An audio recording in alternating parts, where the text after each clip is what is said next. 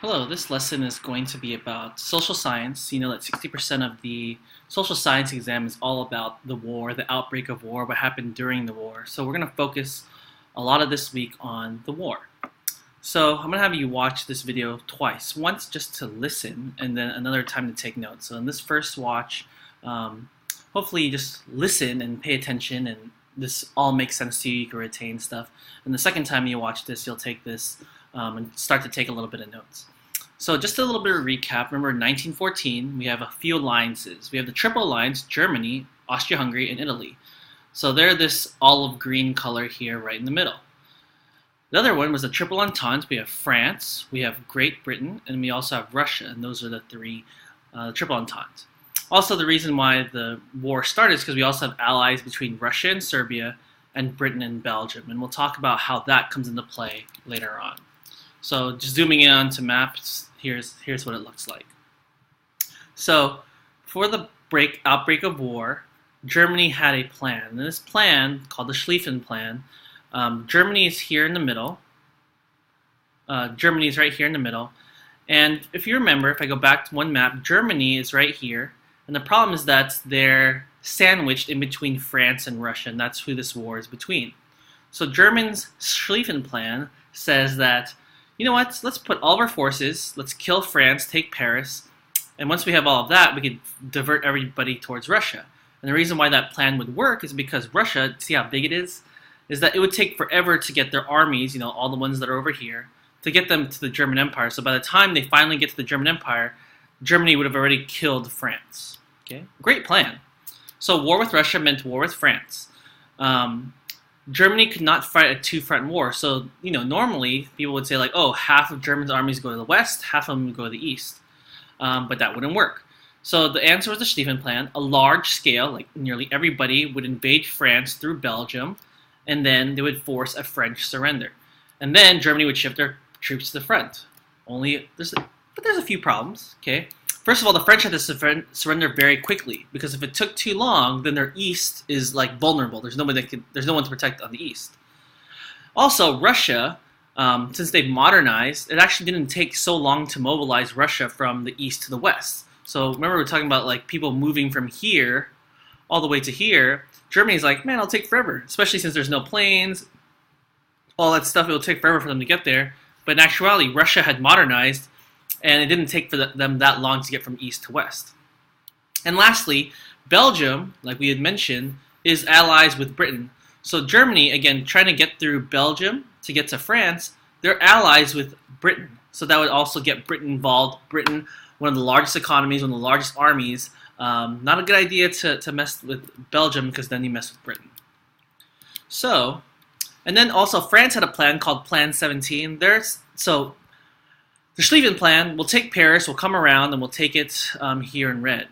The blue, Plan 17, France also had a plan, and their plan was also very offensive. What they wanted to do, see how in the red arrows they wanted to encircle Paris and take over Paris? France wanted to do the same thing to the capital of Germany, which was Berlin, and they were going to encircle it as well. So Germany and France, similar plans. They wanted to be very, very, very offensive. They wanted to attack. So, as it started, as we've talked very much in this class, it started with an assassination in Bosnia. The heir to the Austrian throne, his name was Franz Ferdinand. In June 28 of 1914, he was assassinated by a secret Serbian organization called the Black Hand. So Austria said, like, hey, Serbia, this is all your fault, and you have a 48-hour deadline to meet with our demands because you messed up and you killed our Archduke. So basically, you had to accept all of our demands, or we are going to declare war. And some of these demands were giving up some land, and also letting Austria go into Serbia and search and figure out and do this whole investigation. Serbia, you know, normally they would say like, okay, fine, you could do this, and because of all that happened, but because Russia had Serbia's back, Serbia's like, you know what, forget it. Like, we don't have to let you do anything or take any of our land. We reject the ultimatum, so then Austria and Serbia were at war. So, Black Hand. Okay. So here's the timeline, those of you that like timelines. So first of all, July 28th, this is exactly a month after the assassination, Austria declares war on Serbia. So on July 30, because Russia has Serbia's back, Russia starts to mobilize its troops. By Russia mobilizing its troops, Germany takes that as they're starting to declare war. So Germany, which is a friend of Austria, now declares war on Russia. Then August the 3rd, Germany also declares war on France. August the 4th, we talked about this, Germany invades Belgium. And by invading Belgium, again, Belgium's an ally of Britain. Now Britain's in on the war now. Britain declares war on Germany. And then Japan also has a mini alliance, just an agreement with Britain. So because Britain is at war with Germany, now Japan is also at war with Germany. Okay, and here's like a map. Haha, a satirical map of, it's hard to see, but you can see people fighting or whatever. So here's a comedic video, real quick. Listen, it's a joke. Like, how does a argument between Austria and Serbia now involve Britain? Or it's like if two people get into a fight and all of a sudden like somebody else is in the fight who had nothing to deal with it. So this is kind of like a joke video that explains how that war broke out. Frightful First World War. How the First World War all started was really complicated, and I mean complicated. Read all about it. Britain on brink of war to end all wars. Gentlemen, we face a most difficult decision, most difficult. Oh dear, sir. Yes, now, tea or coffee? You're right, sir, that is difficult. That's not the decision, you fool. Isn't it, sir? No, we face a much more difficult decision than that. Gentlemen, we are facing a great war. War? Yes, war. Why? Why war? Because an Austrian has been killed by a Serb in Bosnia, and that means war. Right. I see. Sir? Yes, Maltravers. Why does an Austrian being killed by a Serb in Bosnia mean war, sir? Because of Russia. Ah. Why? Because Russia supports Serbia and Austria supports Bosnia. And so on. I support Arsenal. Shut up, Blenkinsop. So an Austrian is being killed by a Serbian in Bosnia, which means Austria might invade Serbia and then Russia will invade Austria. Correct. Any questions? Yes, sir. What is it, Maltravers? How does this involve Britain, sir? Well, Maltravers, who would you say is your best friend? Oh, well, Blenkinsop, sir. He's a spiffing fellow. And if I were to punch Blenkinsop in the nose, what do you think he would do? Well, nobody punches Blenkinsop and gets away with it. Thanks, old bean. Exactly. So, if Russia threatens Austria, Austria's best friend will offer support. And who is Austria's best friend? Not Blenkinsop. No, Germany. Germany is Austria's best friend, Maltravers. Austria and Germany sitting in the tree. K-I-S-S-I-N-G. Yes. So, if Russia were to attack Austria, Germany would attack Russia. But that will leave Germany undefended on the other side. So, if Germany were to attack Russia, she would also have to attack France. France? Yes, France. And if Germany were to attack France, it would leave Belgium threatened. And Belgium is our friend. So, we would hop in there to defend them. So, we've all got to go and fight in a war because of that, sir. Yes, Maltravers. Well, I might get killed, sir. Yes, you might, Maltravers. But it would all be for a good cause. So, where is Bosnia again? So there's a funny video about how this all started. Hopefully it makes sense whether I say it or you saw it in this video. So just before we start about talking about the wars, first of all, let's take a quick tally of what's going on. So one side we have Germany and Austria-Hungary. Germany is probably like one of the awesomest war powers at the time. What you have is Germany, 4.5 million troops. They're all well trained. They're fully equipped. They have so many divisions. They're one contiguous empire, which means everything was all in the middle. And they also had one of the best rail systems. So transportation, getting them supplies, weapons, getting people across was so easy. Austria, on the other hand, even though they had 3.3 million troops, they did not have full conscription, which means they couldn't draft everybody, which means they didn't have a very big army. And also, when they were in battle, they weren't very good, and they also had a high rate of surrender. So you could tell like Germany was basically carrying the load for this war. And here's a political cartoon. On the other side, Allied powers, they're all like above average. We got Russia, again, gigantic army, gigantic country. They're large, but they're poorly equipped. France has about 4 million troops. They have a strong defense and a strong army. Serbia, who is originally, started this war basically, only 500,000 troops, but high level of conscription, which means like everybody in the country became a soldier. And they're also experienced because of the Balkan Wars with the Ottoman Empire. Serbia was pretty strong. And then you have Britain, the dominant country with the dominant economy, has over 1 million troops, has all these colonies, and the world's largest navy. So this is what these people going up against these people did not look very good at the beginning. If you want to compare the sides, here are 3 main gigantic differences between the two sides and why the Allied powers, or the Entente, seemed so strong. First of all, they had way more troops, so we're talking about 10 million to less than 8 million. They had way more naval ships, so we're talking about a little bit more than 40 versus less than 20. And then, which is a big deal back then, artillery. Artillery, think of it like gigantic guns, they need bullets. The Allied powers made almost 7 million bullets, and the Central powers didn't even make 2 million bullets. So it was just not fair going into the war. So let's start. So this section, I'm going to break this up every day so that it's not overwhelming. So first we're going to talk about the battles on the Western Front and the Eastern Front. If you're confused, here's Germany. They call the Western Front this side, which is Germany-France border, and they call the Eastern side the part where it was Germany and Russia. So the very first thing, Germany, to deal with the Schlieffen Plan, they decided to attack Belgium. Belgium was very strong also because Germany had these awesome artillery, just impossible, these gigantic guns with gigantic bullet shells. All these, even though the Belgian forces were very great, the German army took it down. But the problem is that, again, Belgium was also very good, which Germany did not expect. So it took way more time and way more troops. And again, time is of the essence because they're trying to kill or win this west side so they could hurry up and finish and go back to the east side. So because of that, the French, again, they had their own Plan 17. And what they do is they go back and they try to attack as well on that Western Front. So the French army, because of, again, Germany had these awesome guns, they endured massive casualties and they didn't gain anything.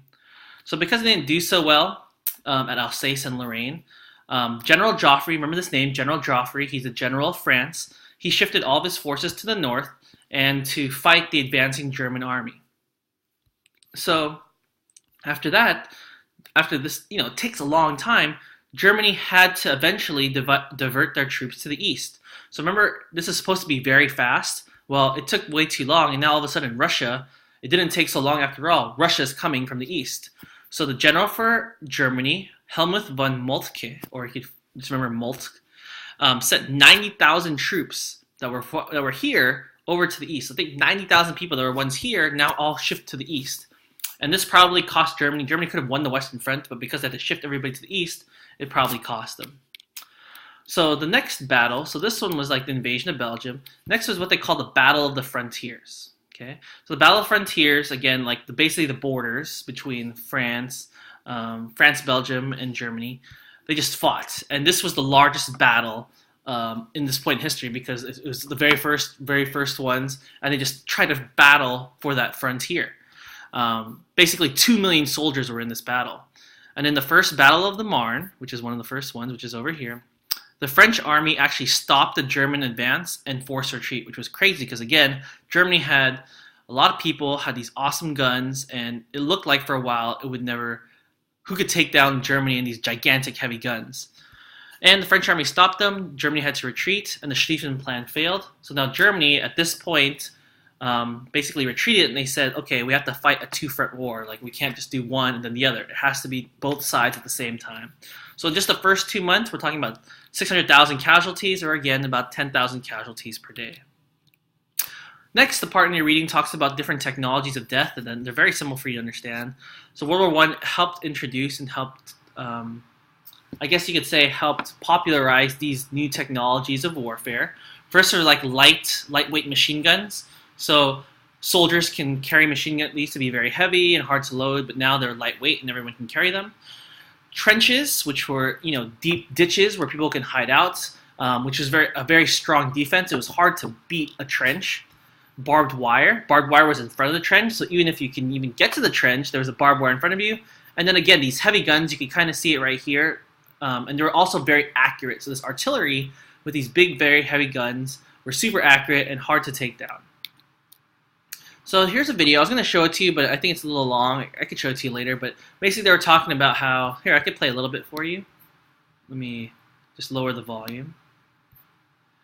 But basically they're saying, like, if you tried to fight trench warfare, if you tried to engage in trench warfare, it was pretty much pointless because there's no way you're going to get through a trench. So here's a trench. We've got some soldiers that are in the trench. They're shooting. They've got their big heavy guns. They've got barbed wire. And then they also have landmines in this central area. So if you decided to fight or attack or go on the offensive at the trenches like these guys are, like, you're pretty much a goner. So when we talk about later that there's these stalemates, basically France has their own trench, and there's really no one can advance because they're so good at defense. I mean, there's just no point. There's a guy just died by barbed wire. More guys. I mean, it's just horrendous. So let's just say trench warfare led to like the stalemate, a great invention of war, so to speak. So now, because the Schlieffen Plan is over, we've got Germany making trenches, we've got France making trenches, and then all of a sudden, and this is called the race to the sea, there's a new battle. So basically, what they want to do is, if you look at Germany and France right here, okay, and we got your trenches here, you got your trenches here, and they're just making trench to trench to trench to trench. But they realize whoever gets to the sea, whoever gets to the north first, can make like a circle around the other, okay? So it's kind of like checkers, where if you get a king really fast, all of a sudden you can attack your player from top and bottom. So now there's a race to the sea. Both countries, both empires want to get to the top, to the sea first, because whoever gets to the sea first gets to encircle the other one. So German efforts to outflank the French army won little territory. So they tried to, and Germany kind of failed. Both sides set up defensive positions as the lines expanded north, so all these lines are just going up to the north.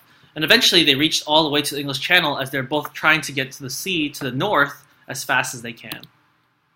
So here's it zoomed in. You can see where the trenches are, and you can see why they'd want to go to the north. So if you want to see, I guess this is an aerial view. Here on the left is the Allied trenches, and here on the right is the German trenches. So we're talking about very, very intricate, very complicated trenches in this whole Western Front. So instead of going offensive, which they did with the Schlieffen Plan, they decided to go defensive instead. So they built several rows of trenches, and that way, there's no way you're getting through here. By making a good defense, now the troops can be sent to the Eastern Front, take on Russia, and because of this, neither side made advances. Neither side, because the trenches could like advance one to the other for years. Okay. So mobilization now. Let's talk about Russia. Let's talk about the Eastern Front. Russia sent most of its army to the Austrian front. And why they helped out Russia, why they wanted to attack Austria first instead of Germany, is first, they wanted to help Serbia. Remember, Serbia is their friend, and they wanted to take out Austria. Okay? And then they also wanted to unite Ukraine with Russia. They called Ukraine like Little Russians. They were friends anyway, and they thought that if Russia took over Ukraine, Ukraine would be happy and help support the Russian efforts. And then also the Ottoman Empire, which we'll talk about later, having Russia take over Austria would help basically solidify their forces against the Ottoman Empire. And then if Austria was taken out, Russia can then shift the forces to Germany. So Germany, it's kind of like the Schlieffen Plan. Like if you take out one, then you can consolidate and focus on the other. So they wanted to take out Austria, and then Russia, with Austria taking over, can all attack Germany. And again, because of the stalemate, Germany is now shifting east instead. So here's what they call the Austrian Gamble. So now we're going to talk about the Eastern Front. So we talked about the Western Front. Here's the Eastern Front. So first of all, Germany, because they're mobilizing to the east to fight Russia, basically Germany goes, hey, Austria, bring your people over here. We need to fight Russia now. Okay. So Austria is like, okay, we're going to send our armies to fight Russia. But instead, the commander, here he is, Franz Conrad von Hotzendorf, he's like, okay, I'll send my army to Germany and we'll attack Russia. But they secretly instead they sent troops to fight Serbia. Like basically they're like a psych, gotcha, I'm gonna kill Serbia, and you thought we were gonna leave. And they thought they would defeat them quickly, and it was supposed to be this smart plan. Like, oh, you thought we were gonna fight, but we're gonna secretly attack Serbia. Problem was is that they didn't defeat them quickly, and they lost, and they had to retreat. So now they had to send their troops back to fight Russia because that didn't work. But the problem is that to get them to Serbia and now back to Germany, that took up a lot of time. Took weeks. Again, remember, we don't have cars, we don't have trains, we don't have planes.